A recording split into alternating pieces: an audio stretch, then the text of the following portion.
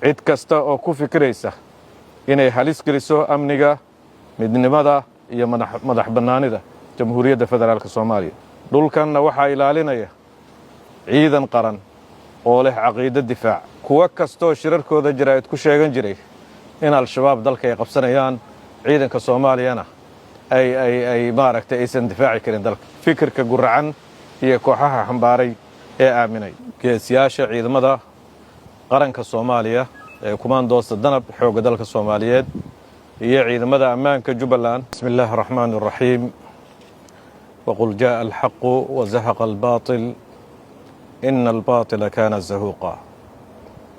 الحمد لله الذي نصر جنده وأعز عباده المؤمنين وكسر شوكة المفسدين والخوارج، والصلاة والسلام على سيدنا محمد وعلى آله وصحبه أجمعين.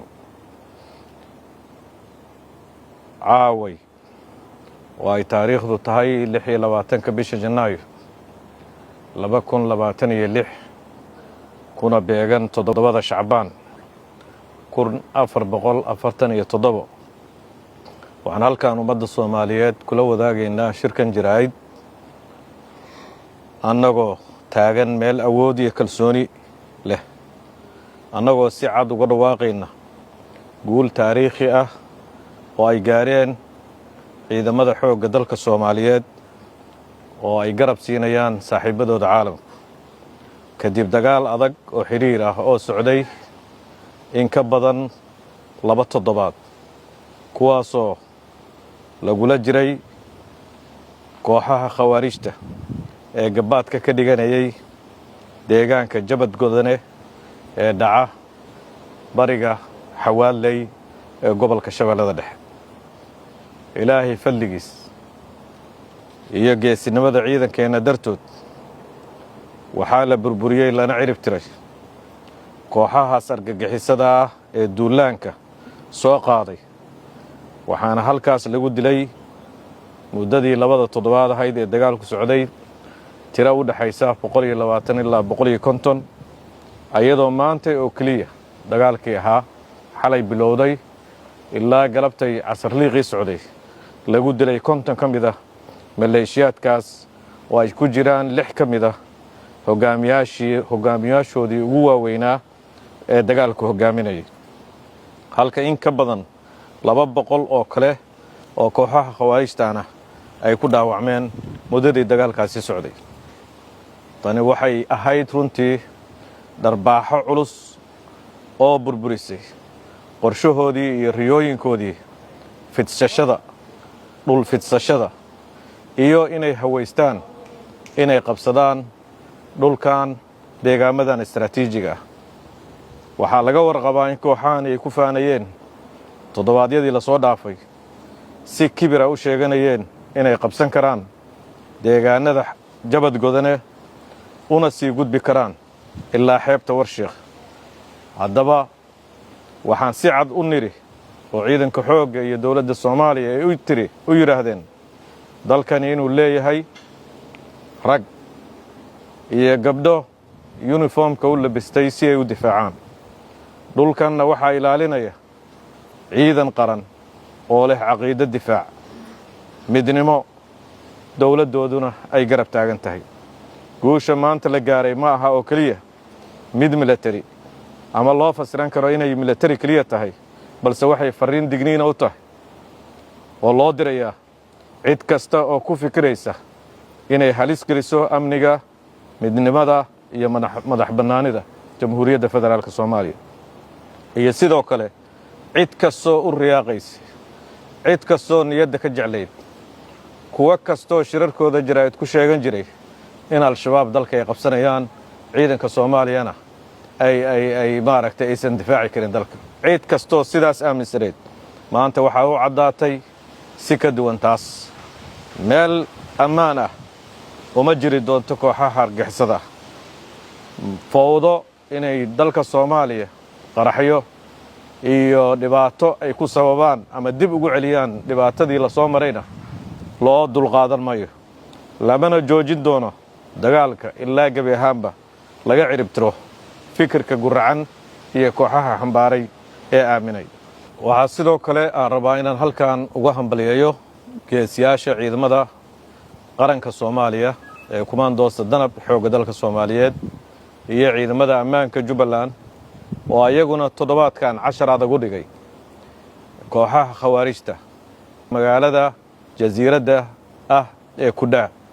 runtii waxay u ahayd kooxaha khawaarijta isbuuc aad u adag ayagoo halkaasi ku waayay in ka badan 70% intii ay ku soo weerareen 200 ku dhowaad kooxoodii khawaarijta ee deegaankaasi sida gadarada ku weerartay halkaas ayay ku waayeen. ciidankana ilaa iyo ayagoo daba jooga gaadiidkoodii la burburiyay waa tii la arkay. waxaan u hambalyeeynaa geesiyadaas. waxaan leenahay khawaarij meelu joogaba waa isku hal abtirsi hal khawaarij buu leeyahay. waxaana cadow u ah shacabka Soomaaliyeed meelay joogaanba. waxaa cadow u ah horumarka, waxaa cadow u ah deganaanshaha, waxaa cadow u ah dawladnimada. marka meel kastoo khawaarij laga dilo iyo meel kastoo khawaarij lagu jabiyo guul ummadda Soomaaliyeed u soo hoyatay weeye. geesiyada Jubbaland iyo ciidamadeena qarankuna aad iyo aad ayaan uga mahadcelinaynaa, uga bogaadinaynaa inay halkaasi ka sii wadaan. waxay ahayd 10 adag ayaa loo dhigay kooxahaas halkaas lagu dhigay. meel kasta iyo fagaar kasta oo la isku qabtana maalmahan dambe kooxaha khawaarijtu jabkooda unbaa dhacayay, waxaana guulaysanayay ciidamada qaranka iyo kuwa dowlad goboleedyada. waxaan si weyn u bogaadinaynaa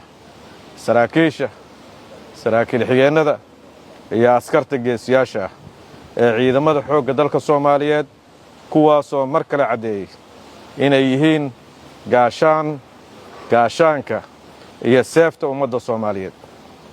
gaashaanka ummadda Soomaaliyeed difaaca iyo seefta cadowga goysa.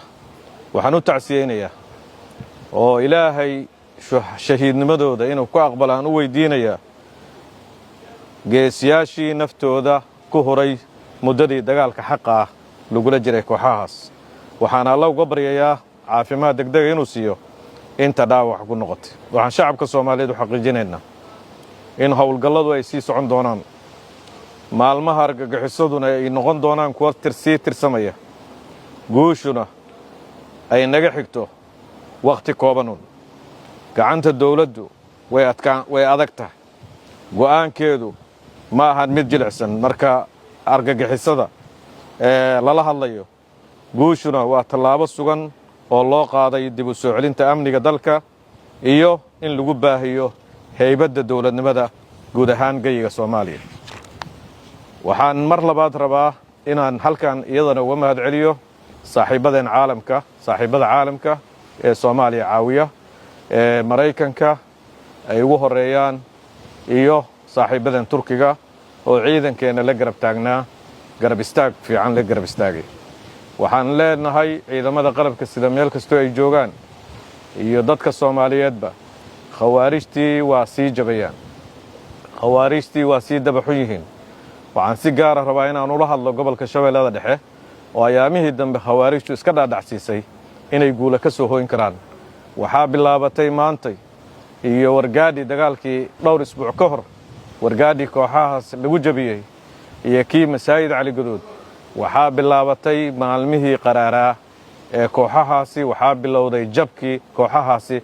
dadka gobolka Shabeellada Dhexe degan iyo gobollada dalkoo dhan waxaan ku dhiirigelinaynaa inay heeryada dulinimada, heeryada khawaarijta, heeryada fasaadka, heeryada dhiigyacabnimada, heeryada diin ku cayaarka inay heeryadaas iska qaadaan, garabna siiyaan ciidanka qalabka sida oo hadda u darbaday in dhammaan deegaamada gobolka Shabeellada Dhexe iyo gobollada dalkoo dhanba inay ka xoreeyaan kooxahaasi.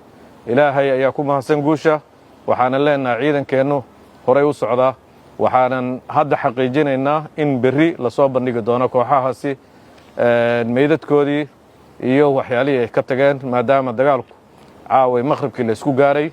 waxaan xaqiijinaynaa deegaanka Jabad Godane in uu laga xoreeyay kooxahaas, kooxaha firxadkoodiina in ciidanku ilaa Xawaadley hadda duleedkeeda ay la sii marayaan.